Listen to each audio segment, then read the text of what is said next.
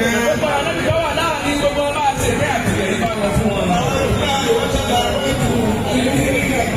àwọn kẹ̀kẹ́ pọ̀ àtàlábíà tó pọ̀ kó máa bá gbogbo wọn lápapọ̀.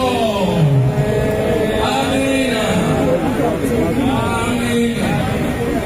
Amina ya Allah. Bàbá wa bá Mùsùlùmí ọba Ìlọrin àti gbogbo ẹgbẹ́ rẹ̀. Báwo sàlékún àránṣẹ́ rẹ̀ fún wa? Báwo sàlékún àlàáfíà rẹ̀ fún wa? Báwo sàlékún ọ̀rẹ́ rẹ̀ fún wa? Báwo sàlékún bíbá sí rẹ̀ fún bàbá ọba Ìlọrin? Báwo sàlékún bíbá dúrà fún bàbá ọba Ìlọrin àti gbogbo ẹgbẹ́ rẹ̀? Ẹ̀sẹ̀ Amina jàmá. Ọdún léyà dá wà bẹ̀rẹ̀. Ọlọ́pàá láti bàtà ọdún léyà ọdún àgbàtà yìí. Bàbá tó ń bá tàbí bàbá ọba Ìlọrin. Ọlọ́wọ́ bàbá ọba Ìlọrin báwa sàrànṣẹ́ pẹ̀lú wọn àwọn tọ́jà pípẹ́ ní àwọn àlùfáà àtàwọn àlímọ̀ àwọn ìmọ̀. Gbogbo Mùsùlùmí pátápátá nínú Ìlọrin ní Nàìjíríà ọlọ́pàá sàrànṣẹ́ báwa náà. Ẹ bẹ̀rù Ọlọ́run o ẹ̀yẹ oríṣi ọmọ.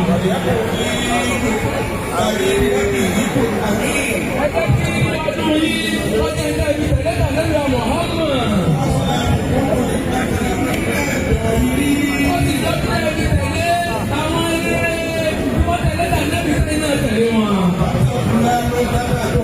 Ẹ bẹ̀rù Ọlọ́run ọba bẹ́ẹ̀ bá ti lágbára mọ́. Ẹ gbọ́dọ̀ Ọlọ́run ẹ tẹ̀lé tàbí Muhammad.